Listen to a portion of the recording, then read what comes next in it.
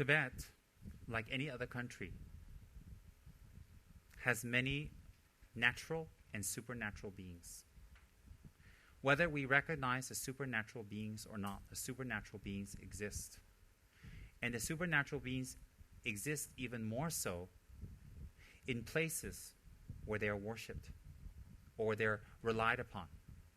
You have to remember, Tibet became Buddhist after China. After China.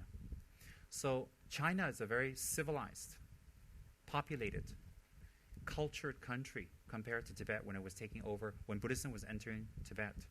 And so China has a lot of mystics, mediums, oracles, priests, who knows how to control and contain these type of energies that are in the earth, air, water, and fire, and spirits, and all of that. And they have very psychic and powerful people. And they have very, very advanced monks. Not just monks, also Taoist priests. So they have this culture in them that is able to harness, control, use, or disperse. Whereas Tibet is shamanistic. It is based on nature worship and the worship of different elements of nature and spirit practice. And that religion is still existent in Tibet, although very small. It's called Pönpo. They spell it B-O-N, Bon, but it's actually not Bon. It's translated as Pön or Pönpo, or a shamanistic practitioner. And shamanism is very relevant throughout all the world. Every country has shamanistic practices because man always needs a religion. Man needs an explanation for things that they don't understand. People need an explanation for things that they can't logically see. And there are a lot of things that logically we cannot see. So like that, these shamanistic deities, these gods, or these mountain spirits and these mountain beings, they were there for hundreds and some of them thousands of years, and they're very powerful. They're very, very powerful. So when the advent of Buddhism came to Tibet, they were very, very against it for one simple reason. They would lose adherents. They would lose people praying to them. They would lose people worshipping them, and means like put them up. They would lose that. So what happens is they were very opposed to that. So when the great abbot, the very holy and very pure monk Shantaraksita first came to Tibet to disseminate the Dharma, everywhere he went and everything he tried to do, the spirits and the mountain gods and the shamanistic priests and the black magic, all that, they couldn't harm him, but they can harm or they can stop the Dharma from going on from people around him. Why? Because of the karma of the people. They couldn't harm the monk. So what happens was the monk told the king at that time, I am so sorry. I am not skilled in tantric practice. I teach Dharma. But you need to call the great Tantrika, Guru Pedma Sambhava, which in Tibet we consider a previous incarnation of Lama Tsongkhapa. So you need to call this incredible adept to come to Tibet. And this incredible adept meditated in Nepal. When we went for pilgrimage, we went to see his cave. And he meditated on the Hayagriva Tantras along with other Tantras to prepare his practice and his subjugation powers, to fine-tune it so that when he goes to Tibet, he knows he's going to be all-out war. And when he went to Tibet, it was all-out war. The 12 sister goddesses, such as Teringyama and Rahula and Pehar, all these really powerful mountain spirits, they're quite powerful. They came and they actually waged war on him. And by the power of his great bodhicitta and the power of his great compassion, he fought them, and needless to say, he won. Why? Bodhicitta always wins over hatred. It's not a matter of good and bad. Buddhism wins over bad. It's a matter of truth. Kindness always wins over hatred. Always. Eventually. So what happens was, one of these spirits was Pehar. There's 5 kingly brothers. And Pehar Gyalpo, 6 arms, 2 legs, 3 faces, wearing a hat, holding a bow and arrow, very powerful spirit, which actually he originated in Persia. He was brought over, the practice was brought over to Tibet, and the Tibetans worshipped him because he was a very powerful spirit. And so Pehar is actually a delineation, or like a corrupted form of Persia. So he's from actually Persia, from the traders, and the Tibetans are worshipping him, and he's quite powerful. And so what happens was he got into a war with Guru Rinpoche, a psychic war. Some of the students there present can see, some cannot see. In the end, he was subjugated by Guru Rinpoche's great bodhicitta and his great compassion and his power of realizing emptiness.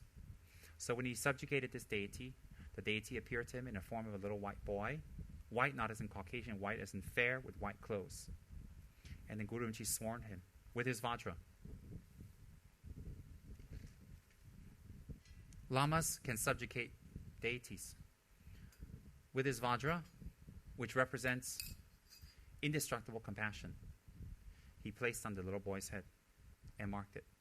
From today on, because you're a very powerful spirit and you're an indigenous spirit and you belong here, Guru Rinpoche can see the potential of this being who has great psychic powers, who is here in Tibet and who likes to be here, that he will be beneficial if he is controlled.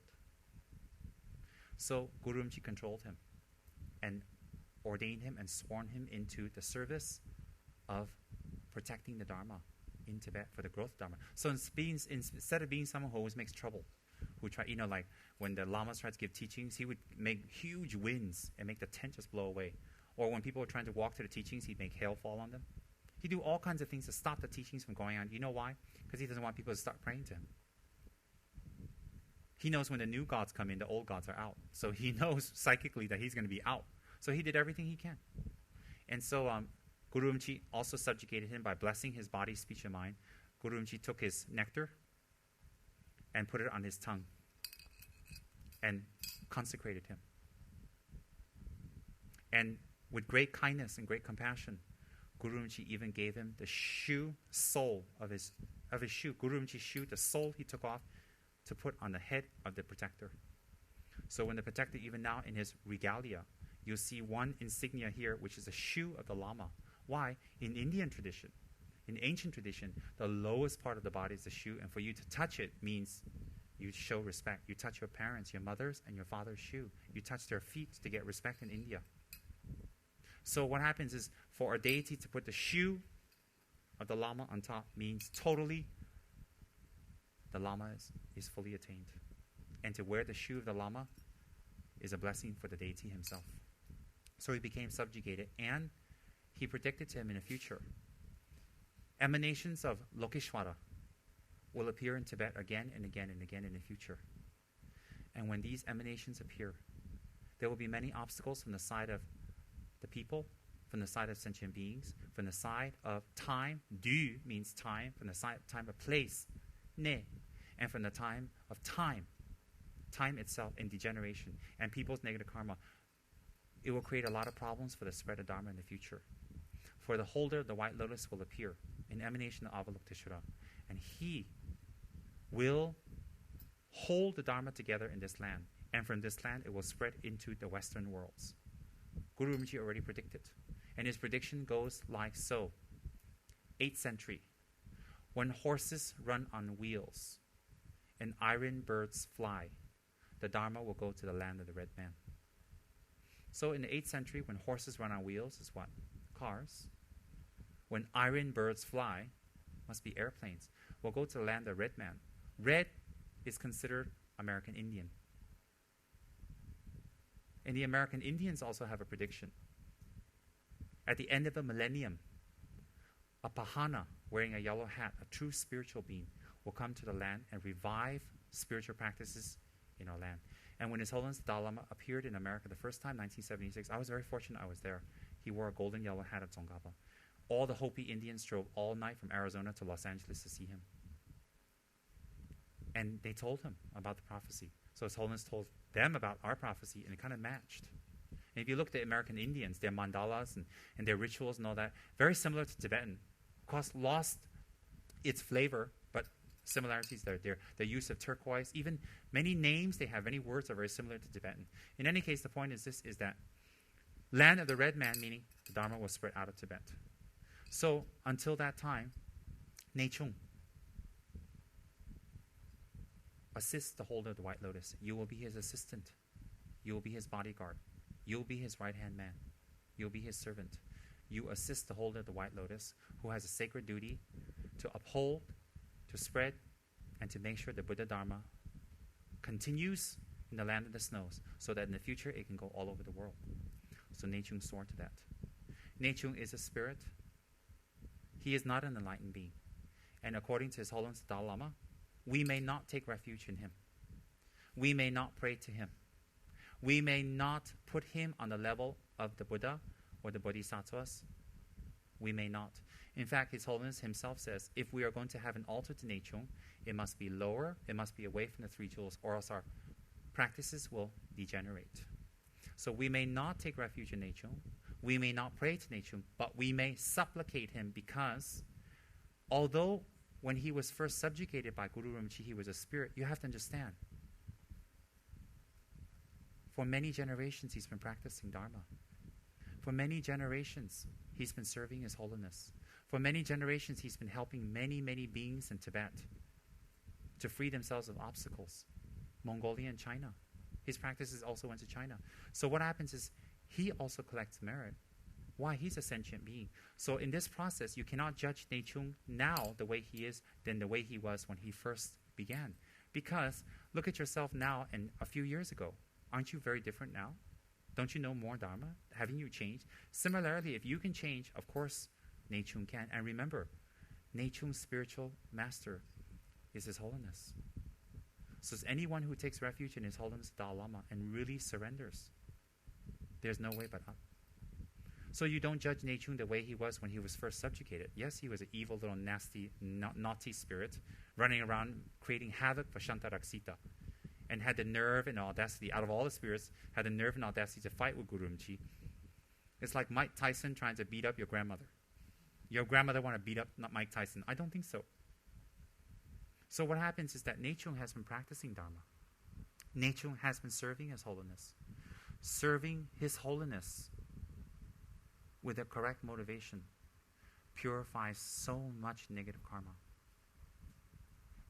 The Mongolians have a saying, before we die, if we can see the golden face of His Holiness even once, we will not take rebirth in the three lower realms. The Mongolians have that saying. I'm half Mongolian. I listened to that my whole life, and I believe it. I believe it, but it doesn't mean I can go out there and do everything, kill everybody, murder, and rob Mr. Ngao because he's rich. No, it doesn't mean that at all. But it means that he has that kind of potency because he's a bodhisattva.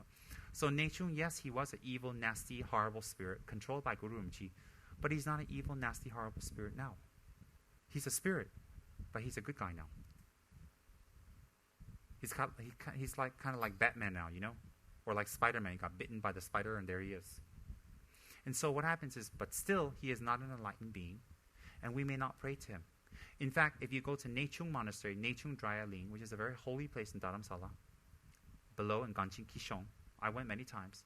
The main altar, the throne is His Holiness, and behind that is all the lineage masters. Lama Tsongkhapa, Buddha Shakyamuni, Guru Rinpoche, it's very beautiful. Ling Rinpoche, Trijang Rinpoche, it's all there. And then Buddha and Tara, Tsongkhapa, that's their main altar. Separate in a smaller chapel is a chapel to Nechung, because he's not allowed to be put with the other fellas. Why? He's not a Buddha. And it is predicted that during our time, Nechung will become an enlightened being. Once he becomes an enlightened being, his job as a protector will finish. A new one will take over. A new one will take his place. The new one is waiting at the gates. He will become enlightened. And we have to thank him very much, because he's very fierce, and he's very, very, very wrathful, and he's very temperamental. And he's quite sarcastic, quite bitchy. If you read, quite bitchy. To the politicians and the ministers in Tibet who were, milking the people and lying to His Holiness, and they were tricking, and they were, cheating, and they were taking bribes, he was very sarcastic to them. Very, very sarcastic. He wouldn't answer them, or he wouldn't say this. But whenever His Holiness was present, he would immediately humble himself down and be very, very gentle and very, very, very quiet.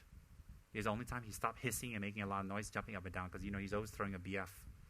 When His Holiness is around, he calms down, which shows you his total subservience to a bodhisattva.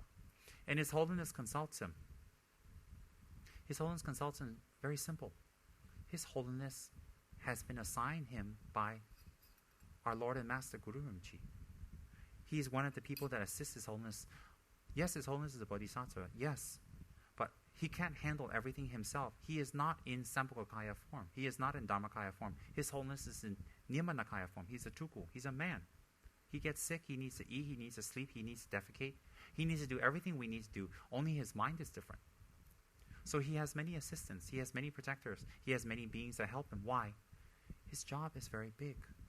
Look, any of you who has a big company, any of you who is a big CEO or whatever, you need a lot of assistants. You're saying, oh, let's say that Andy's a CEO of a big company and he runs Pepsi Cola. Don't tell me, why does he need anybody to consult or ask anybody? Of course, because he can't do everything himself. He needs assistance and help. And in some cases where the oracles were disgraced and the wrong ones entered, they cannot fool His Holiness. They cannot. No way. No way. There's no way they can fool him. But he allows the oracles to manifest. He allows them to take trance. He allows them to speak in order to be a benefit. To be a benefit. Because he was especially assigned to protect Tibet. To help Tibet. And you say, protect Tibet, protect. The whole country is lost. What happened to him? Everybody's been doing pujas, we lost the country. Tibet physically is lost. But religiously it's not lost. You see, Nechung's vow is not really Tibet. It is the Dharma. It's not really to Tibet. Do you know why? Maybe all of you were Tibetans in your previous life. I'm sure some of you in this room were Tibetans in your previous life. So you're not Tibetan now, so what do you need to worry about Tibet for? What's the point? So this life you say, well, Malaysia. Yeah, this life, Malaysia. Next life maybe Hong Kong. Then how? So Nechung, don't minimize him to think that he only protects Tibet. Tibet is a very small issue in the cosmos of samsara. It's more about preserving the Buddha Dharma. And his special job is to protect the body of His Holiness. And he collects incredible merit by doing that. And so, whether a protector is enlightened or the protector is not enlightened, both types of protector will be under the Lama. Why? It says in Lama Chöpa, written by Panchen Lama, the first Panchen Lama, the Lama is our Guru, is our Yidam, is our Buddha, is our Bodhisattva, is our deity, is our Dakas and Dakinis, is our Dharma protectors. You see, without the Lama, you would know no Dharma. You would know nothing from the Four Noble Truths up to the highest Yoga Tantra of Hiruka. You would know nothing. Without the Lama, you would not have oral transmission. Without the Lama's practice and the Lama's discipline, you will not have any type of blessings or initiations. Without the Lama's hard work and his own conviction, you will not receive any Dharma at all. It is all from the Lama's kindness that you can receive the Dharma, from the basic Four Noble Truths to the 12 interdependent links, the 3 principal paths, to Lamrim, to Bodhicitta, and Shunyata, and full enlightenment. Only by the Lama's kindness. Why? You don't have the power to see the Buddhas and see them directly and perceive them. So the Dharma protector's job is to make sure they specifically manifest the higher ones, to make sure that Tsoa, meaning food, clothing, shelter, money, patrons, sponsor, necessities will manifest for the student and for the Lama to carry on the Dharma. So wherever there's a Lama, wherever there's a real Lama, and the mind is focused on benefiting others, the protector will always be there, whatever protector. Wherever there's a real Lama whose mind is focused on spreading the Dharma, from nothing, everything will manifest and everything will open. Why? That is the Dharma protector's job. The Dharma protector provides a place, provides the funds, provides the food, provides the necessities for us to practice Dharma. But the Lama is the one that actually gives us the Dharma. So therefore, the Lama's rank and the Lama's purpose and the Lama's job is much, much greater. Because on a daily level, who deals with you? Who deals with your delusions? Who deals with your anger? Who deals with your doubts? Who deals with your frustration?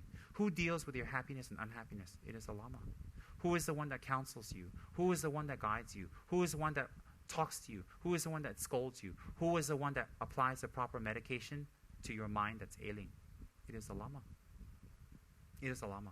Everything comes from the Lama. And then even introduction into the higher practices.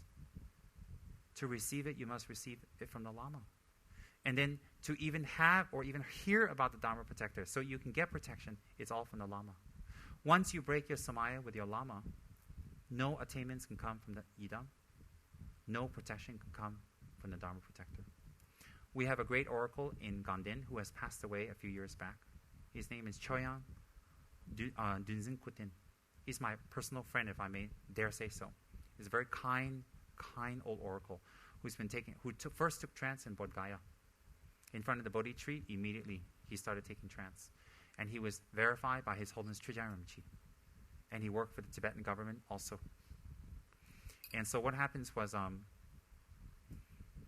for some obstacles arose in his mind, and he had doubts about his guru, Song Rinpoche. And he lived in Gandhin Monastery near me, but of course that was way before I was born. Anyways, he had some issues, and he was criticizing Song Rinpoche openly. And he was saying not very nice things about Song Rinpoche in the monastery. And so you know what happened? The trances stopped. So he'd wear his whole full regalia. He'd wear his everything. I mean, as normal. And he's a recognized oracle. He's not some little guy in a temple on the wayside, you know, like some dato enter, collect your angbao, drink a beer, and smoke ciggy bud and tell you that you're going to get married when you're 25. You know, he's not like that. I mean, he's a recognized oracle, Tibetan, you know, like really big shot. In fact, we call him Kungo. Kungo is like His Excellency. Like here you say Tan Sri. He has that title. In any case, no more. So they do the horns, they do the bell, dun, dun, dun, dun. He'd be sitting on the throne like, nothing's happening. Nothing at all is happening. He's like, oh, dun, dun, dun, dun, dun, dun, huh? So he felt a little ridiculous. So he realized that his mistake. He went to capture Song Rinpoche. He prostrated and he apologized for saying the negative things, for thinking like that. Song Rinpoche gave him some purification rituals to do and blessed him and forgive him, of course. Rinpoche's a Hiruka, he's a bodhisattva. And from then on, he took trances, no more problems. This is in Gandhin itself. So my point is this, is that you may think the Lama is not enlightened. But if it is your Lama, it is enlightened. If you receive teachings from your Lama thinking it's an enlightened being, whether the being is enlightened or not, you get the benefit. If you look at the statue of Buddha and think it's a Buddha statue and it's enlightened, you get the benefit. If you look at that statue and say it's not a Buddha, it's just a statue, you don't get the benefit. So whether your Lama is enlightened or not, to you, in a meditative perspective, he is enlightened. Therefore, when the protector comes, for your mind's sake, he will show respect to your Lama. I'll tell you why.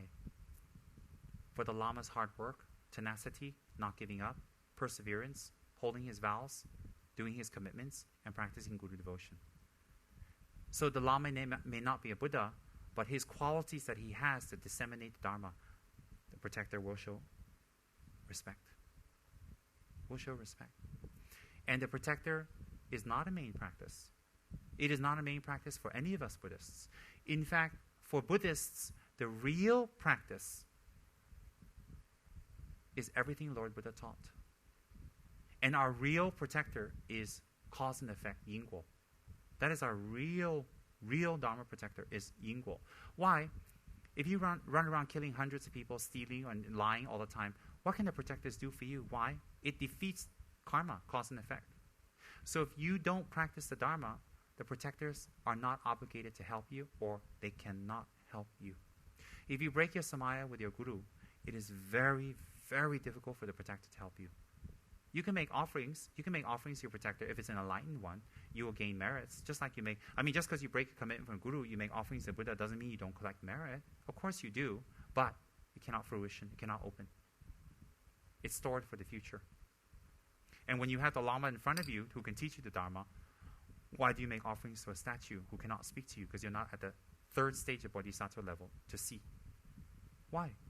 When your Lama can speak to you, when your Lama can convey the Dharma to you, when your Lama can convey all the paths of the Sutra and Tantra to you clearly, to you, according to your language, according to your capacity, why would you sit there and worship a statue? Unless the statue and your Lama are one in nature. So in the hierarchy, that's why when you see the Guru tree, you see Lama Tsongkhapa in the center and all the Dharma protectors on the bottom. You see all the lineage gurus dissolve into him, and you see the yidams below. Where there is no Lama, there is no Dharma. Where there is no Lama, there is no yidam. Where there is no Lama, there is no Sangha. There is no Dharma protectors. None. Only a qualified Lama who has practiced, received the lineage, and put many years of toil and hard work and effort into his commitments, into his vows, into his practices, and listened to many hours of the Dharma and studied and meditated, and conveys the Dharma to you directly, is your living Buddha, is a Buddha to you. And you will reach the Buddha's enlightened state. Even some beings have been known to reach Buddhahood before their Lama has reached Buddhahood. But even though they have reached Buddhahood, they still come to their Lama and pay obeisance and pray and make offerings as if it's the Buddha. Why? It is through the kindness of the Lama's holy speech they have become a Buddha. That is why even something like the great Bodhisattva Kuan Yin, although she's a fully enlightened being, she still wears Amitabha, her guru, in her hair. Always at the top of her head. Why? To show you, although she's fully awakened, the kindness of her awakened, the way she became awakened is through the kindness of her Lama, Amitabha Buddha. Amitabha represents her guru, the one that taught her Dharma. So my point is this, is that Dharma protectors, two types. Jiden Bek Suma dan Jiden Debeki Suma. Jiden Beki Suma means worldly protectors. Jiden Debeki Suma means protectors that are enlightened. Jiden Debeki Suma Kani Yores, Kebje Chujang Dorjichang Sungres. His Holiness Chujang Dorjichang in his commentary wrote that there are two types of enlightened protectors. So two types of protectors, okay? One is enlightened and one is not enlightened. Then the one that's not enlightened, that's obvious. We don't need to talk about that. We cannot take refuge. The one that's enlightened also manifests two ways. Enlightened protectors can manifest as enlightened protectors, obviously, or as worldly beings. 6-armed Mahakala, 4-faced Mahakala. They show obvious enlightenment. The ones that are enlightened but in worldly form are Dhammapalas like Satrap. Satrap is here. Who shows himself in a worldly form, but his mind is fully enlightened. So beings like Satrap, if you make offerings to them and you pray, they are equivalent to making offerings to a Buddha. And that is the Dharma protector of Ganden Shatse Monastery. And many monasteries throughout Tibet. And in Satrap, in its peaceful form, Tsangpa is also one of the main oracles of Tibet. So my point is this, is that you have to differentiate the nature of the protectors. And the only way you can differentiate is either your Lama or by lineage, or you check their reference. So worldly protectors also we may not put down. I'll tell you why. Because they do a lot of Dharma work. We can't take refuge in them. When we take refuge, they can't be in the refuge tree. We can't take refuge in them. But we definitely can respect them. So beings like Nechung, we don't pray to him. We don't prostrate. We don't do anything as we would do to a Buddha. But we make offerings to him. We may request him to help. We can request him, please, may His Holiness live very long. Please, may His Holiness find many sponsors. Please, Nechung, may His Holiness have many good ministers. Please, Nechung, the ministers or the people that are harmful to His Holiness's work, please help them to stop their harm. We can request Nechung to do things like that. Nechung is Dorji Chakden. That's the spirit minister. So what happens is that they collect merit because they're under refuge. Actually, they and us is not much difference because we also took refuge. Maybe our guru didn't put a secret whatever on our mouth and put a vajra on our head, but he sure threw some rice at us in Bodh Gaya. It's the same thing. So when we take refuge under our gurus, or a protector is sworn under oath under High Lama, there's no difference. No difference at all. So we may not pray to beings like Nechung. That's what His Holiness says. We may not put him on our altar. But it doesn't mean he doesn't have power. It does not mean that he is beneficial. It does not mean that he will not serve His Holiness. But as a Dharma practitioner, again, let me stress, our real protector is karma. So if you follow the laws of cause and effect, the Four Noble Truths, 12 interdependent links, and you follow the Lama, you practice that well, you really don't need a Dharma protector. You really don't need one. Why? Your protector is the Buddha, the Dharma, and the Sangha. But if you have a lot of work and you need to make things move, or you're in hostile places or barbaric places, barbaric meaning places where Dharma is not accepted, or you need to make things happen, or you need to gather necessities, then a Dharma protector is very necessary. Why is that? A Dharma protector will gather all the necessities you need in order for you to convey the Dharma.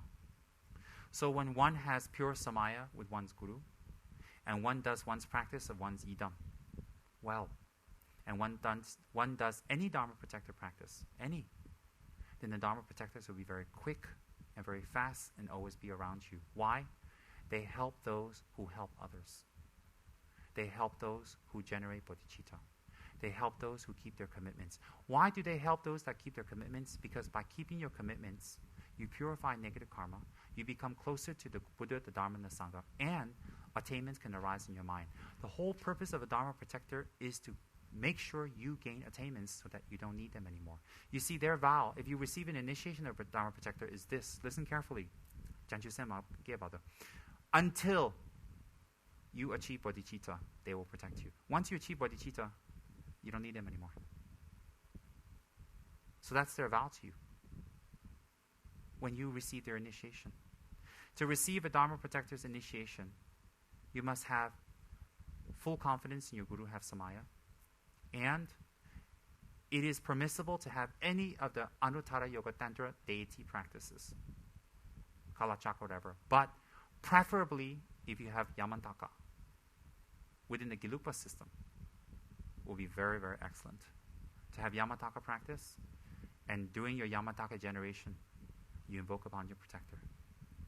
It is extremely, extremely, extremely matching and powerful.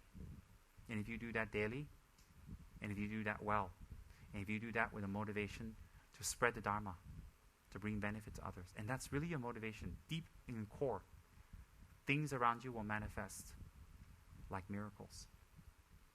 Where there is no water, water will arise. Where there is no food, food will appear. It will be just like that, it says in the scriptures.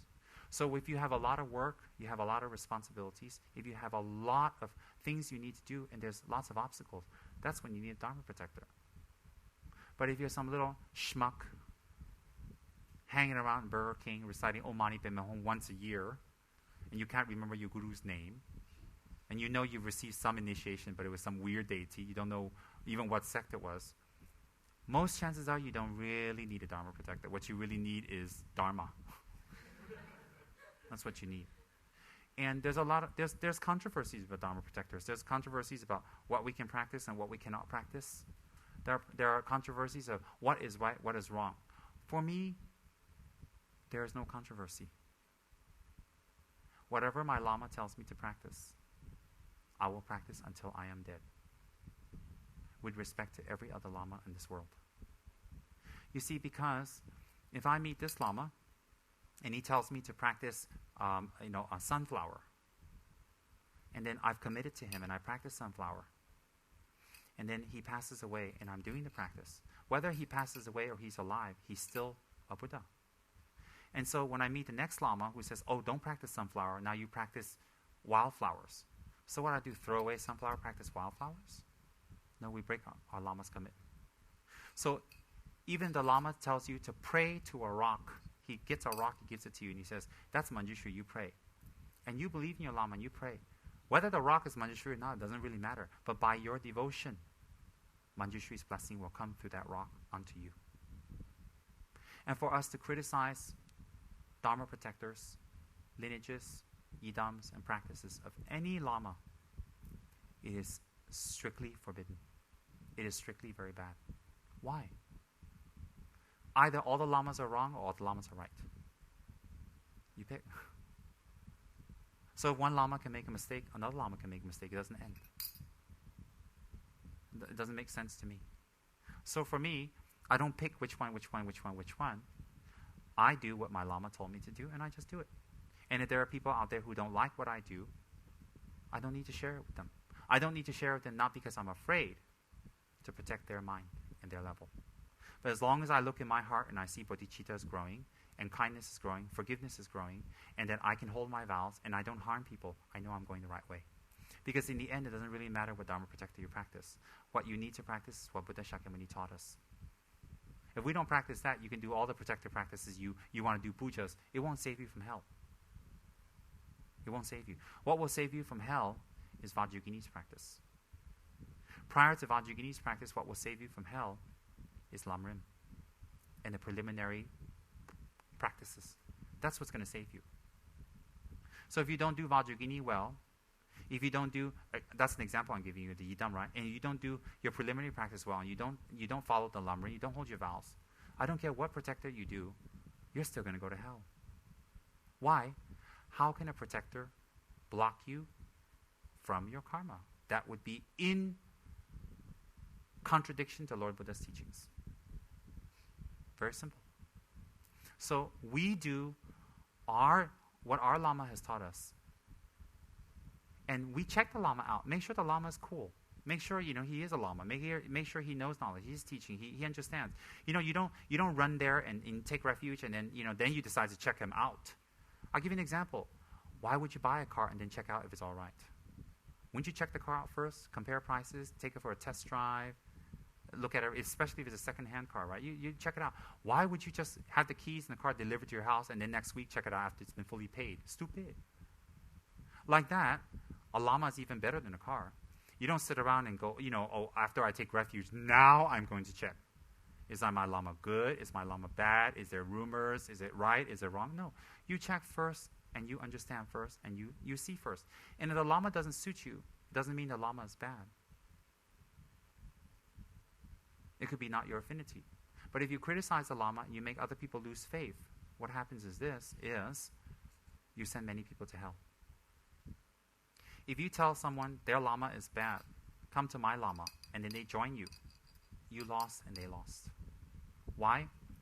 The minute you make another person lose faith in their Lama, and you steal them over, your intention is not the Dharma. Your intention is political. It's a political agenda. Why is it a political agenda? Maybe you want to make your center grow. Maybe you're insecure about yourself. Maybe you want something from those people. You cannot do that. Whenever we meet a Dharma practitioner, if we really are practicing Dharma, we must encourage their tradition, encourage their practice, encourage them toward their Lama, encourage them in any way we can, but help them. We can teach them, we can share Dharma with them, we can do anything we want with them. Help them, but with the intention to increase their Dharma practice. The minute we say, hey, your Lama is not good, hey, your Yidam's not good, hey, your tradition's not good, your protector is not good, the person saying that is not good. Simple. Very simple. Why? This guy's already signed his lease, on samsara with his guru. So when you say he's not good, what situation do you put him in? And then if you say that his guru is not good, his protector is not good, his idam's not good, it means that you have the spiritual level to check. So do you? But if you listen to rumors and what people talk, then it's just rumors. Win. So if one guru criticizes another practice, then if one guru can be wrong, another guru can be wrong. I don't care about status. I don't care if his name is His Eminence, His Excellency, His whatever, His blah, blah, blah. I don't care, or it's just a plain geshe. It doesn't really matter. The point is this, is that if one Lama, no matter what rank, can criticize another Lama, that Lama has the potential to be wrong too. So in the end, who's right, who's wrong? Students scatter into the 10 directions, confused. Crying, scared, nervous, in doubt. That's not Dharma. So my philosophy is this. Whatever sect you want to practice, please do. But I will teach you the Dharma. Whatever center you belong to, please stay there. I will teach you the Dharma. You are not part of my center. You are not my student. You don't belong to me. But we're friends. And I will share the Dharma with you so that you can practice and you can become enlightened. Because once you become enlightened, all of us win another Buddha. One person less in samsara. And that's why coexistence of centers is very important. But only coexistence and co-harmonious relationship of different centers, different lamas, and lineages. Lamas, no problem. Lineages is based on knowledge. What I'm sharing with you today. When you have knowledge and it's based on knowledge, whatever people gossip and whatever people say cannot affect you. Why? It's based on knowledge. But when you go on hearsay, they can switch this way, can switch this way, this way, this way. Some people say, oh, that practice is no good. They give up immediately. The practice is good or not, never mind. It shows what kind of person that is. I call that type of people traitors. They're traitors. Why? Because they listen to this and they jump. I call them traitors. That's my special word, traitor. And I have special ways to deal with traitors. For the rest of their life, they're branded traitors. Don't you like that? So whenever I see them, I say, hi, traitor. So what happens is this, is even in some cases, let me tell you, in some cases, not in our case, not in this room, in some cases there are Dharma protectors that are not enlightened, but they're controlled by the lamas. So when the lama assigns you that protector and does things, that the protector will do things and help you in any way, not because of you, because of the lama's blessing.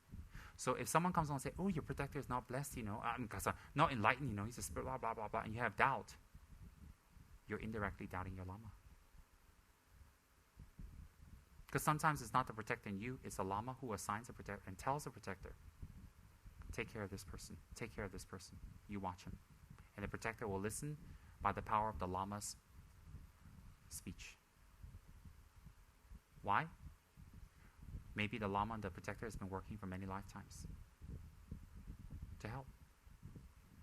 And the reason we go for worldly protectors, whether they're enlightened or worldly, is because they're closer to us, they're easier to access, and less merit is necessary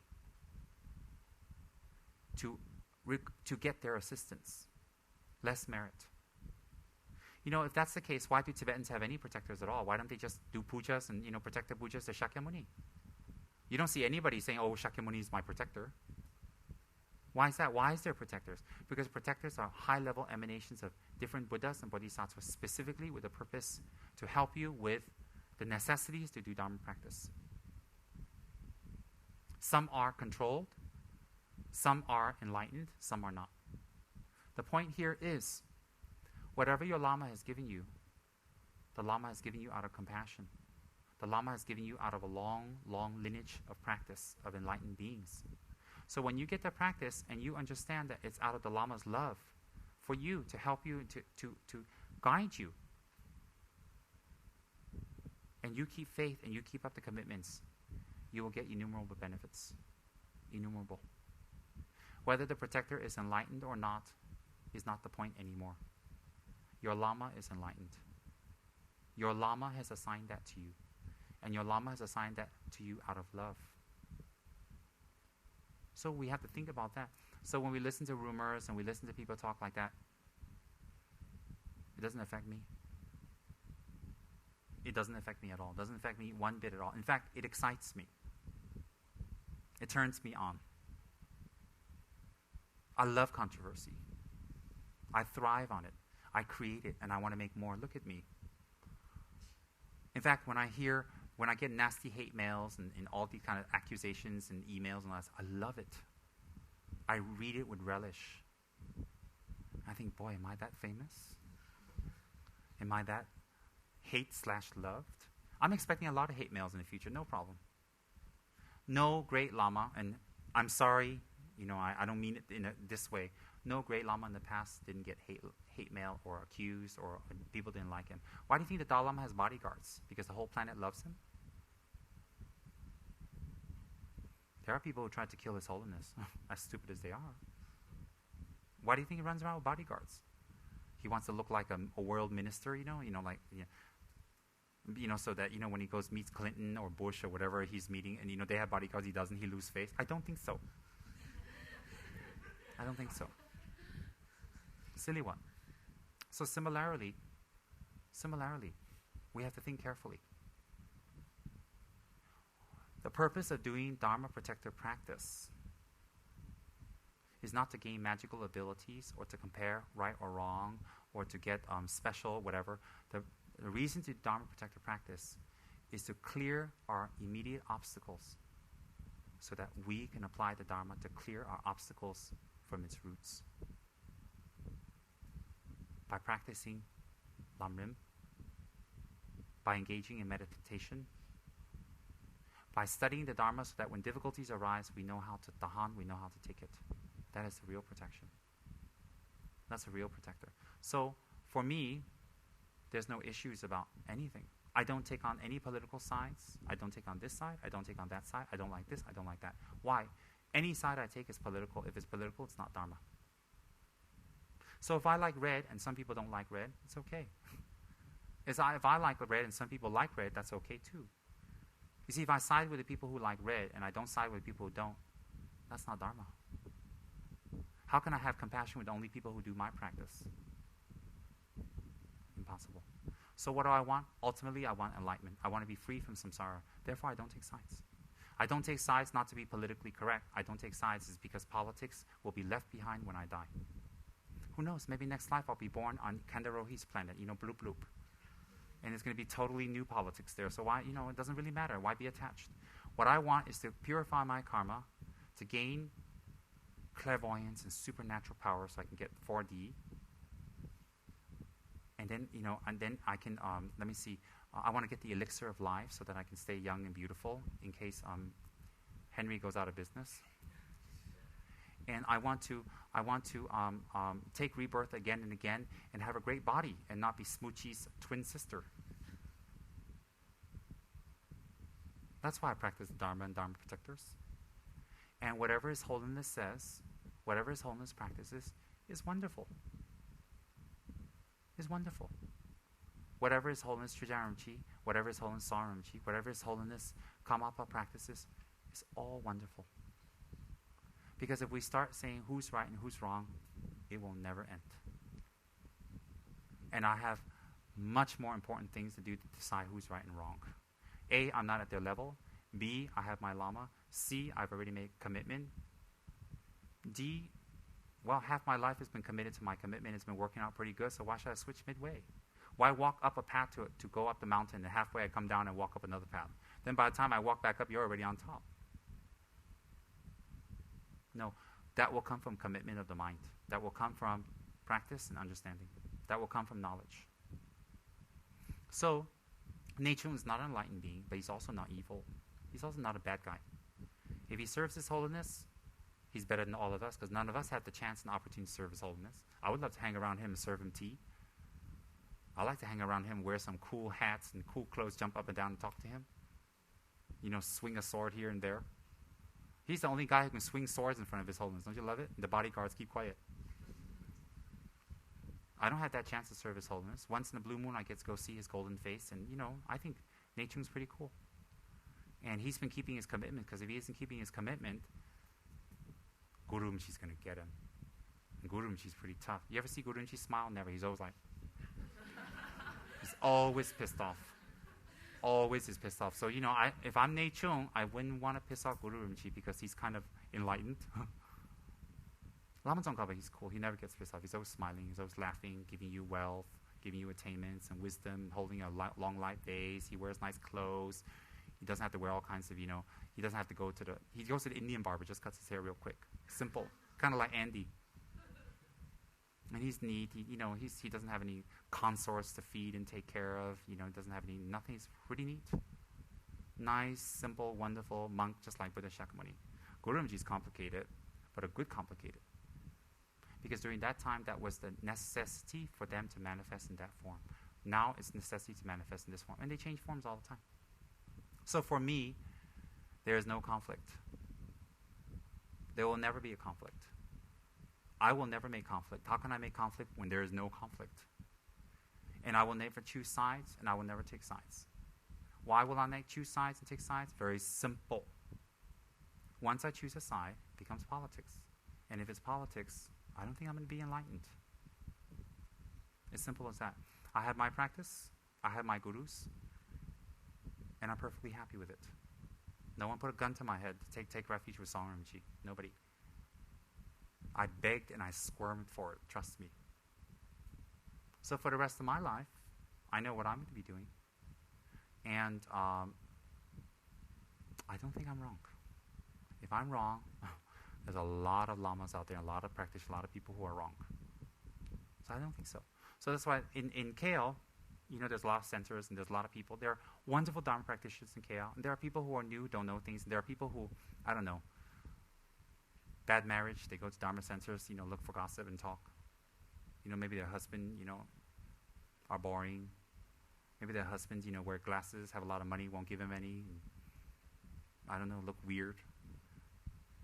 Maybe their wives, are really boring. I don't know, maybe their kids, all mongoloids or something, depressed, they need to go to the temple and hang out. But there are wonderful Dharma practitioners in KL. And just like everybody else in the world, there are people who are in Dharma but don't really know what Dharma is. And those are the people who run from one place to one another, criticizing lamas, criticizing centers, criticizing traditions, criticizing practice, criticizing deities, and that's very wrong. We call that denshi. Denshi means one who kills the Dharma. If one Dharma center closes in Kuala Lumpur, that's how many less people who will go to the Dharma. How can we be so arrogant to think all of them must follow just this tradition? It doesn't really matter. As long as it's Buddha, real Buddha practice is okay already. And then no matter what other people say, no matter what other traditions say, whatever, truth will always prevail. No doubt. Truth will always prevail. That's why no need to fight. Just practice Dharma. If you have so much energy to fight and protest and make noise and gossip, apply that toward the meditations of bodhicitta. Much better. Much, much better. That's why I don't get involved with politics.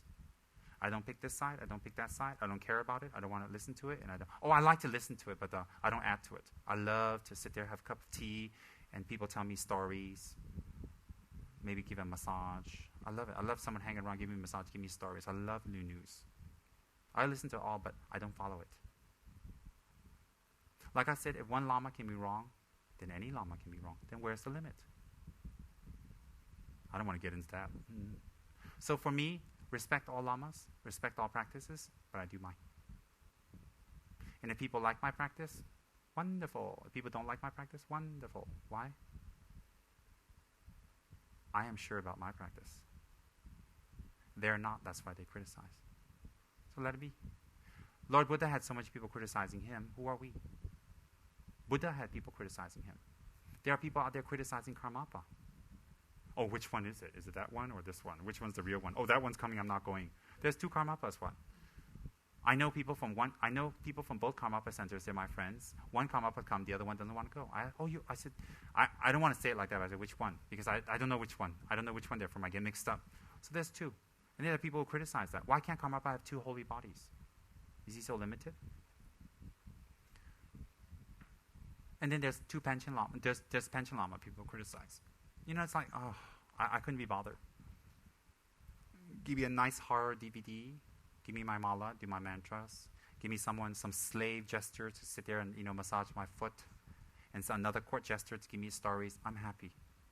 I'm real happy. And don't forget the aircon.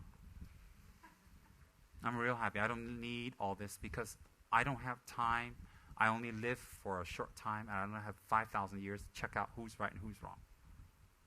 So I do my practice, and I keep my commitments. And if people don't like it, the good part of me says, oh, I forgive you. The evil part of me says, but most of the time, the good part of me prevails. It's not out of arrogance. It's out of logic and thinking that there are so many ways to suit different people. So we choose the one that's good for us. Never criticize, never take sides, never say yay or nay, never say good or bad. Never. Because you'll hurt someone. And that's not very good. Not very good at all. So in my center, we respect all lamas, all traditions, all teachers, but we will stick to our own. And that is His Holiness the Dalai Lama's advice, actually. He says, don't mix the soup. Respect all, but follow your own and do yours well. Do yours very well. He says, I'm an exception. I'm different because I'm the Dalai Lama. I'm the leader of a country that has 4 traditions, so I have to know all 4. You guys are different. He told us that in Ganden. I mean, imagine I have to study all 4 sects. I'll be dead. I don't even know my sect too well. I loved it when he said that. I was like, less work for me.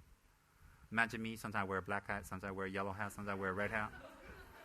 I'd be pretty confused. All hats are wonderful. Just give me a hat. I like yellow hat. Do you know why? I don't want to be a bias here. Yellow means growth. It means Chen. That's what it means. It means things to grow, things to increase. I love yellow. So it's like, give me a yellow hat and stick some ampao inside. Thank you very much. So do we have any questions about that section? Yes. If an oracle like Nechung is a spirit, then isn't his clairvoyance limited?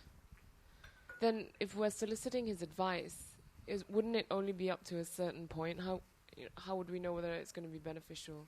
That's very true, but Nechung is not a normal, ordinary spirit. He can see hundreds and hundreds of years into the future. So for our purposes, he's all right. Because I don't think we'll live past 100. No, seriously. Second thing is, from the beginning till now, his attainments is not the same. He's quite attained by now. So he doesn't remain the same. Is it also because like his Guru Rinpoche put like his seal on him that actually it's Guru Rinpoche manifesting through him, or is like an instrument of Guru Rinpoche or something? No? Guru Rinpoche doesn't need him to manifest. Guru Rinpoche can manifest when we just think about Guru Rinpoche. Guru Rinpoche is a Buddha. He doesn't need him to manifest. What Guru Rinpoche did was to know that this bad boy can become a good boy if he's given some love and a chance. You know, sometimes we walk around the streets, we meet some junkie, we give him some love and care, and they turn around to be good people. Nechung's kind of like that. He was sitting in the corner, you know, doing a spiritual junkie on himself, laying around in the mountains, you know, shooting himself up, and along came Guru Rinpoche and says, hey, drugs is bad. Cut it out. And he rehabilitated him, he's all right. Yeah, something like that. Because not all spirits are bad. Not all spirits. And he's not a normal spirit. He's not like, you know, he's not like Paris's grandmother's daughter's sister's aunt's maid, mother died and started taking trance in Paris, and that's why she dresses like that. No, that's not what it's about. Nechung is a very powerful, old spirit. Very powerful, very old. Spirit is the wrong word in English. We don't have the appropriate word. So it's very hard to say that. But anyways, he was quite unhappy when Dharma first came. But Guru Rinpoche had a talk with him. If you don't listen to what I said, your head will split into 1,000 pieces. And Nechung kind of went, all right, I'll listen to what you said. That's literally what he swore. If you don't listen to me, your head will split into 1,000 pieces. So I put this voucher on you. So the Nechung Oracle, another sign to see if he's real is when he's in trance. If you smell his breath, it'll smell like alcohol. And if you remove his helmet, you'll see an imprint of a vajra. Oh yes, you'll see that very clearly. He has signs of Guru Rinpoche's blessings. No doubt about that. So, in any case, any questions about that? Did you fill in all the blanks? You did, right? Yeah. Good.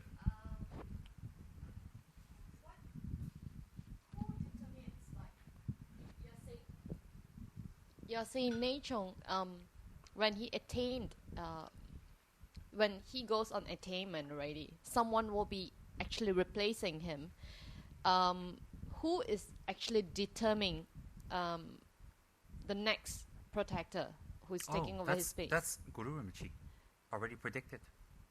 Oh, that's in the prophecies, yes. Okay. Yes, definitely. It's like Guru Rinpoche in this case. For this amount. Example, Lord Buddha says his Dharma is going to last for 5,000 years. So he said, oh, Buddha's teaching is going to last for 5,000 years. Who said that? Buddha.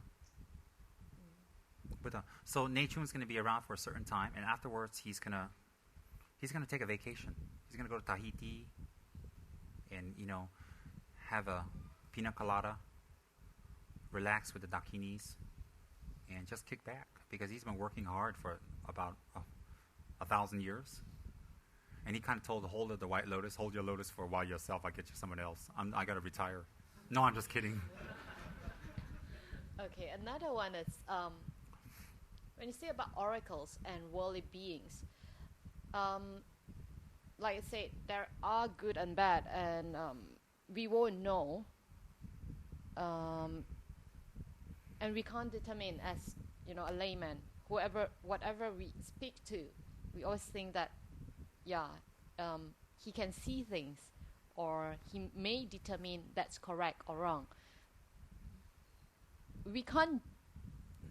As a layman, we won't know. I believe you. Your point? My point is, how can we see, or how do we know? How do we know what? It's a person, it's the worldly being who is actually speaking.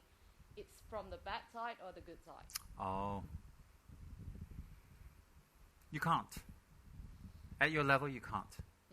So the best thing to do is not to get involved. That's my advice to a lot of people, because I've had a lot of Singaporean Malaysians and all that who go to Thailand, who go to, I don't know, Perak or some part of weird Singapore or whatever, and then they go meet people that are mediums, and then they take trance and they make them do this and this and this and this, and things go wrong. I've seen it many times. So my advice to them is, you don't have the training to check. You don't have the qualifications to check at this moment. So it's better not to be involved. But to simply listen to someone and say, oh, they're a good oracle, they're a good spirit, they tell good things. It's a 50-50. So if you get involved, you take your own chances. And unfortunately, in this part of the world, there's a lot of that. So it would be better not to take a chance and to actually take refuge in the Buddha and to practice something that you have no doubt in. Example, Setra. If all of Ganden Monastery for 600 years can praise Setra, all the High Lamas, all the monks, he must be pretty cool. Because out of all the Dharma protectors, why did the High Lamas pick him? Why did Tsongkhapa pick him? Why did Tsongkhapa put him in his own monastery as Dharma protector? So he must be doing something right. So, I don't know about, Andy can tell you, Kunga's taking trances, and it's wonderful, fabulous. I don't know. Because I don't know his attainments. I don't know what's entering him. I don't know if it's going this way or this way. But for me, I'd rather listen to what Tsongkhapa says. Why? Because everything else he says is pretty cool. It's kosher. So for me, it's very hard to say for someone, we're ordinary, not to get involved. Not to get involved with mediums, not to get involved with oracles, not to get involved with these wayside kind of things. They cut their tongue, they make a food, they give it to you.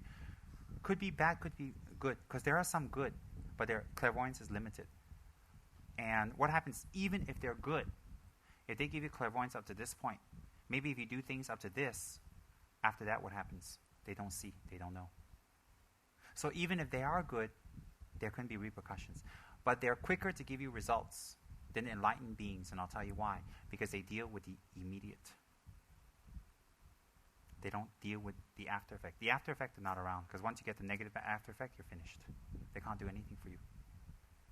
So when you deal with an enlightened being, it takes longer, it takes more time to get results. Why? Because they deal with the long-term benefit, not just the short-term. Because they have the wisdom to see way into the future. Okay? Have a little chocolate. And one, those 2 vouchers you have to take back KP, huh? You're not going to walk back there. You got to take, okay? It's been there for a long time. Take back, okay? One says they missed the bus. Yeah, they're just standing like, hello, it's raining. Can I have an umbrella?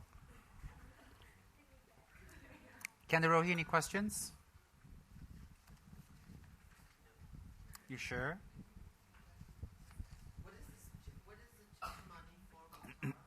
What is the Chitta Mani form of Tara? Tara has all 4 classes of Tantra. The 4 classes of Tantra of Tara are the different types of meditational technique that's associated with Tara. From her side, it's the same. But from the side of the beholder or the side of the practitioner, there's a difference according to the level. So Chitta Mani Tara is the highest form of Tara in the Anattara Yoga Tantra form. Which means if you practice that form of Tara, you take Tantra commitments, it's much quicker than other forms of Tara. Much quicker, much more swift. There's 3 types of that. There's the outer, inner, and secret forms of Chitta Mani Tara. His Holiness Kabje Soramji was a seasoned master of Chitta Mani Tara practices. Seasoned. And the appearance of the statue? The appearance of the statue looks exactly the same, but internally it's different. Internally. Because in the Chitta Mani Tara practices, you actually focus on your chakras. You actually have to go in on your chakras. And so externally it looks exactly the same. Internally, it's different. So when you look at Chitta Mani Tara from the outside, you can't tell. I mean, Tara is Tara anyways. If you grab her, kill her, cut her open, it's all the same inside. It's rainbow lights, compassion, love, and happiness. And then she just sews herself back up and she smiles at you, give you a kiss, and says, see you later. So Tsitamani Tara is the most highest form of Tara practice in the Ana Yoga Tantras.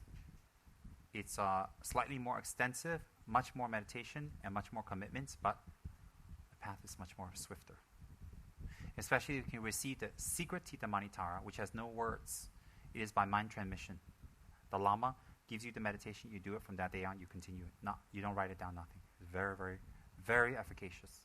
That one, if you do well, in this life you can be one with Tara. So when you do that meditation very well, you do it nicely, you can make offerings to yourself as Tara. So when you do that well, you can drink tea. You're not drinking tea, you're offering to Tara. You can be wearing jewelry, you're not wearing jewelry, you're making offerings to Tara. Even when people massage you, they're massaging Tara, not you. It's a very, very special practice that you can benefit people with. That's called the Tsitamani Taras. And luckily for all of you, I've received that from His Holiness Khadra Saramji and finished the retreats. So those of you lucky people who know how to really make me happy, maybe one day I'll ring a bell and say it's Tsitamani Tara time. Maybe. But for some of you, keep going around the money wheel and pray. Isn't that exciting? Any more interesting questions? Chiwambe. Chazan Shingdewa. Chiwapakuna. He knows everything. He says, ask me a question. He's scared to death. Mr. Kong, any questions? How about our Kadampa friends back there? Oh, yes.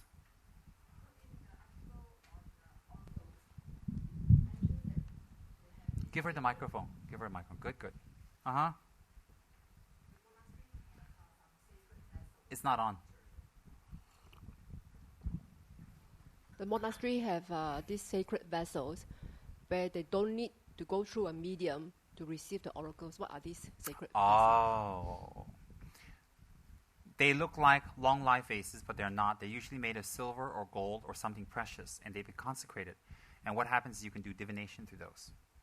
So what happens, you take balls, and if you have very difficult times and you need to get an answer, you do a black tea, you do a prayer to the Dharma protector, and then you put the answer into the dough ball, and then there's a specific way of reciting the mantra, rolling it, one will fall out on its own. That would be an answer. I saw they did that in Gandhin, in front of Setra. So those vehicles that's used is very, very precious. They're hundreds of years old. They've been blessed by very high lamas. And they're consecrated. And they are vehicles in which the protector can speak to you without a medium, without a lama, without divination, through that method. That's when nobody's available.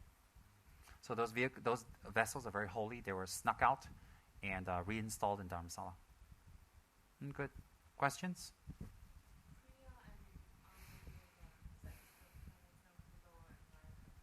It's not a matter of lower or higher. Kriya, Charya, Yoga, and Anuttara Yoga, they're different forms of tantras according to our different types of attachment.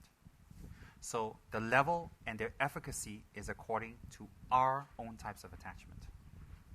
So the most efficacious types of tantra for us in our desire realm is our Anuttara Yoga Tantra, most effective. Because in our realm, in order to generate bliss, two people have to touch and engage.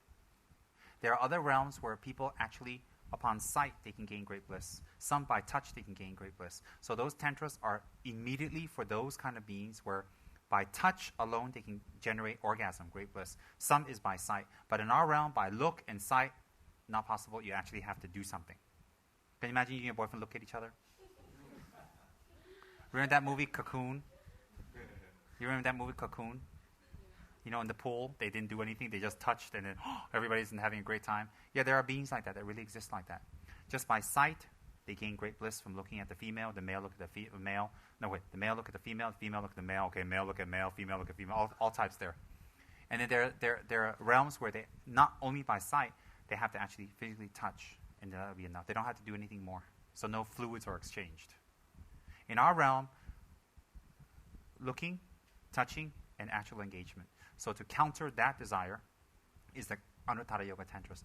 Therefore, in the Kriya Tantras, you don't see deities in union. In the Anuttara Yoga Tantras, you see the deities in union because those are directly counter to our realm, our desire, and what we need to do. You see, with us, we need to actually get into it and do it to create that bliss. So these deities counter that. But it's the same deities in all four classes. It's how they manifest according to the realm. Everybody understand that? That's why in the higher tantras, they're higher not because they're better. How can Tara be higher in this one and lower in that one? No. It's higher meaning it's more applicable to us, so therefore it's more precious to us. Okay? So therefore, in our realm, if you see the Anuttara Yoga Tantra deities, they're always in union. Whether it's Hevajra, Yamataka, whether it's Kala Chakra, Heruka, Guhya Samaja, they're always in union. Why? That is our state of existence. So it's specifically to counter that. Okay? Questions?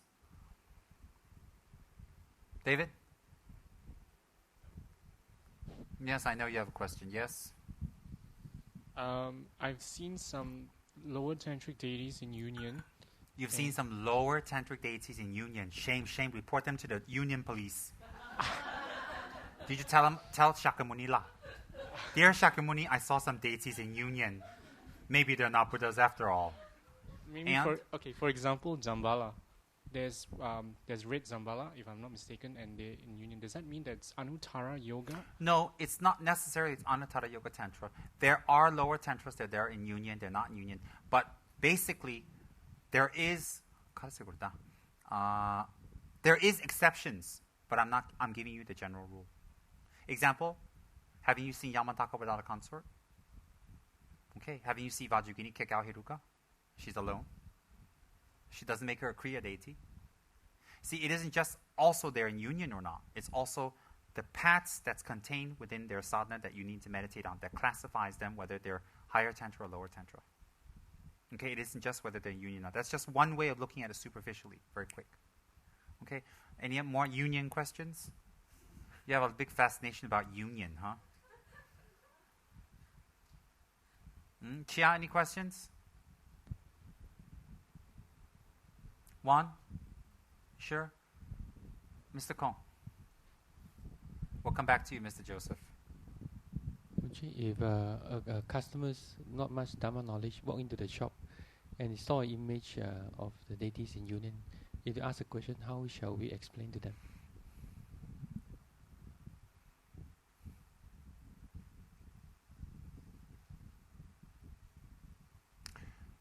They are not male and they are not female. They are male energy and they are female energy. And the male and female energy combined creates enlightenment. So that is symbolic of the male and female energies combining, but is not actually a male and a female. Because the yup and the yum, meaning the consort and the consorted, are one. They're not separate beings. It's not like Yamataka went to a club and picked up his consort. Come on, let's go home and let's get into union. It's not like that. They are, example, Vajragini is an emanation of Hiruka. So it is not male and female, it is symbolic. So you can say it like that very simply. Like yin and yang. I mean, if you want to make it real simple, you just say it like that. Good question. Very good question. Yes?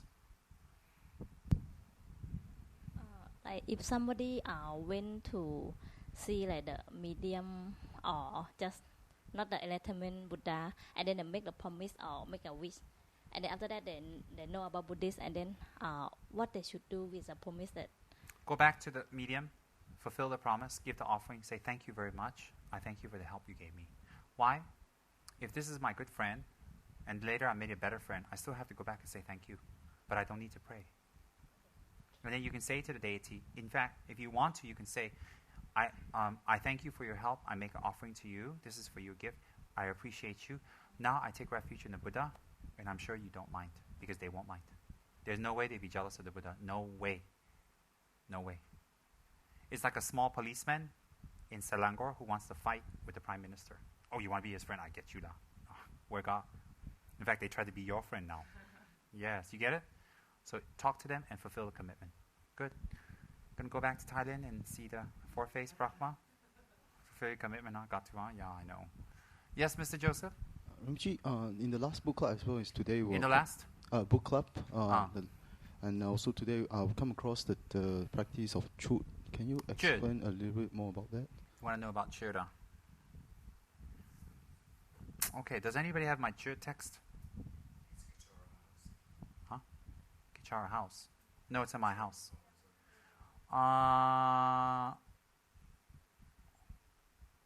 It will be in my library, right?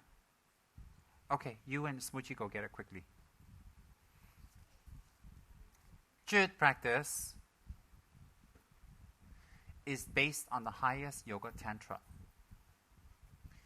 It is a direct antidote to cutting off the ego. How? In short explanation, it is a practice where you focus on the Dakini, Machi Labdren, Vajrayogini, and Tara. One more, Prajna Paramita. So in this holy special practice, you have 4 very special Dakinis you focus on. Prajna Paramita, Vajrayogini, Tara, and Machi Labdren. Mainly it's Machi Labdren. So what happens in this tantra when you practice, it is a practice of giving your body up to all sentient beings. Easily said, but not easy done. And this practice is usually done in secret, in cemeteries, or in places where it's very violent, very negative energy. Why? On a temporary basis, when you do this practice, very rough and very negative energy is subdued. Why? When you actually do this practice,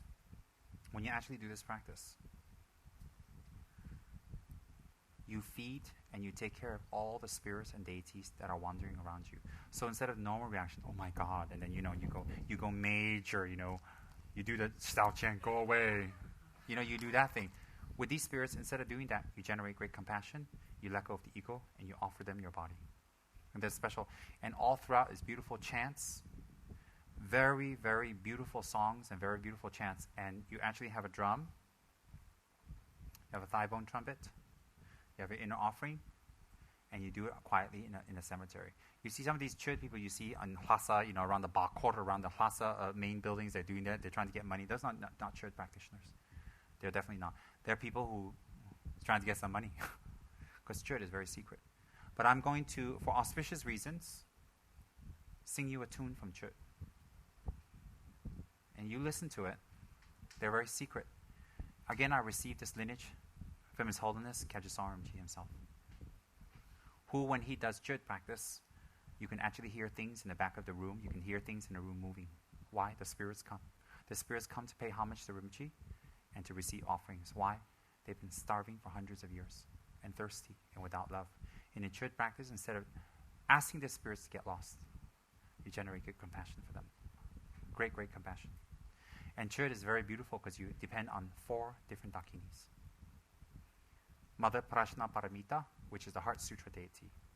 Okay, Mother Prajna Paramita, Mother Tara, Mother Vajrayogini, and the unexcelled Mother Machit Labdren, M-A-C-H-I-G, Machik Labdren, L-A-B-D-R-O-N. Chod practice is not something that Gelugpas have. All sects have it. But within the Gelugpa practices, it is extremely secret. Extremely. And Chod practice is very, very effective in directly cutting out your ego, the self-cherishing mind. It is a direct antidote. It is not indirect. It is a direct antidote. It's short, it's sweet, it's concise, but extremely effective. Why?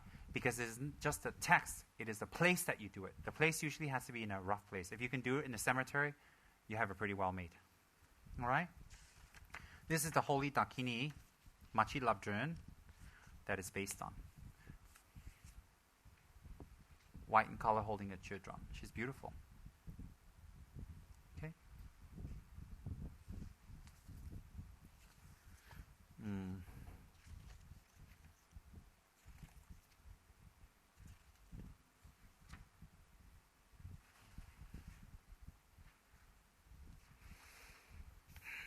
I received this from Khyabje Sondo Chang.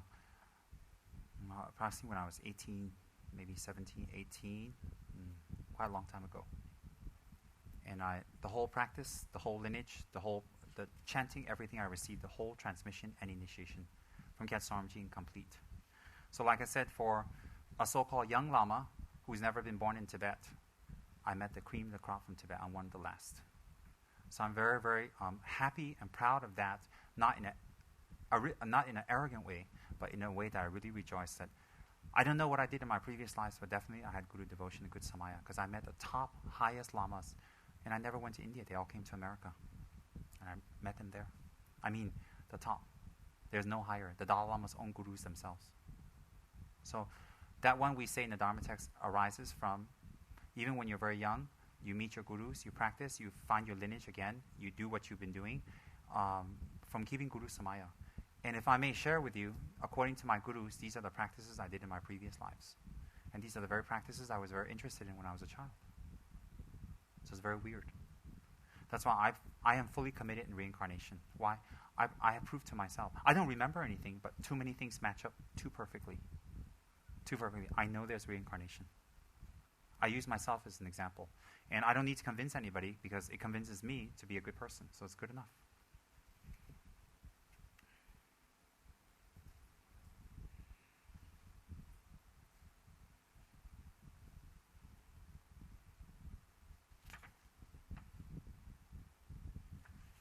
These are very sacred tunes that are not to be heard unless you're initiated, but I'll make an exception for auspicious reasons. So all in the future, you guys can receive.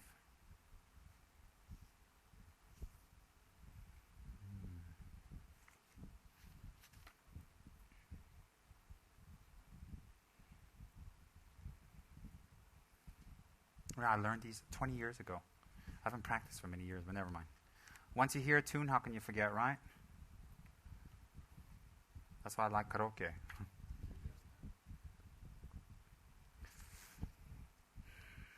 And when you recite these, you recite it with the drum together. Maybe I'll show you guys for auspicious reasons, huh? Can you get the drum? You know where it is, right? Upstairs in the chapel. Smoochie, you go with her. You go with Smoochie in case Smoochie gets raped on the way. Oh, yeah, bring Machi Labdrin statue. That's good. You go get it. Shh. Quick. That's good. That's auspicious. That's a good way to end it. How auspicious. You want to see the beautiful Dakini? I got that statue from Nepal, and Dashi greedily hinted she wanted it, so I gave it to her. Yeah. I mean, you know how they subtly, greedy say, "Can I have that?" I'm like, "Oh, that's very subtle. Do you like it? I love it. Do you want it?" "Yeah." I said, "Okay, take it." I was in a really good mood, I gave it away. And after, when I was in a bad mood, I said, "Oh, okay, never mind." And Paris is like, "When you're in a good mood again, can I come over?" I know you're greedy for statues. That's good. It's good to be greedy for statues. Just get out that credit card. And if you don't know how, get the lineage initiation from David.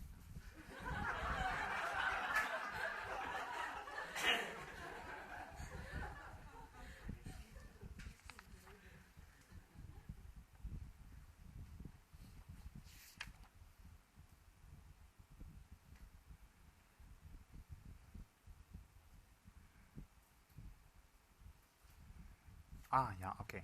I'll sing you the refuge, how to take refuge according to Chod, and afterwards I'll sing you the mandala offering, and then we finished, according to Chod practice.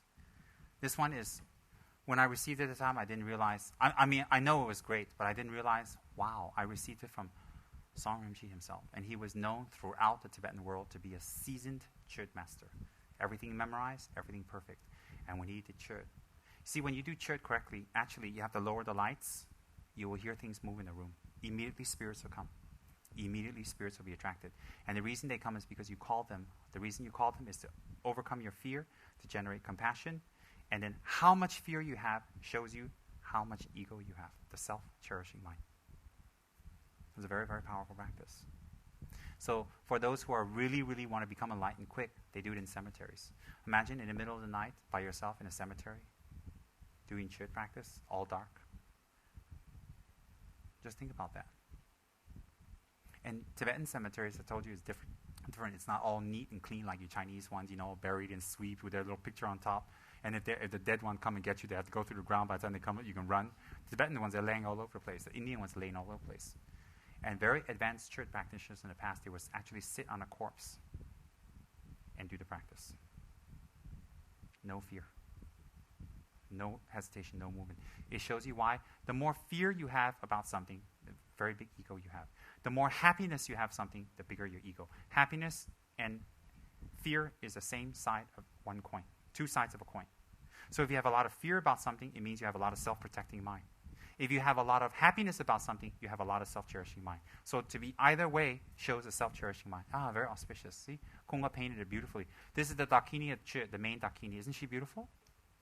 Yes. Her name is Machi Labdren. Isn't she just fabulous? This is what Dashi stole from me. Here. Look at that. Isn't she just beautiful? She holds a chud drum. It's a very ancient practice. This is a chud drum, and she holds a bell.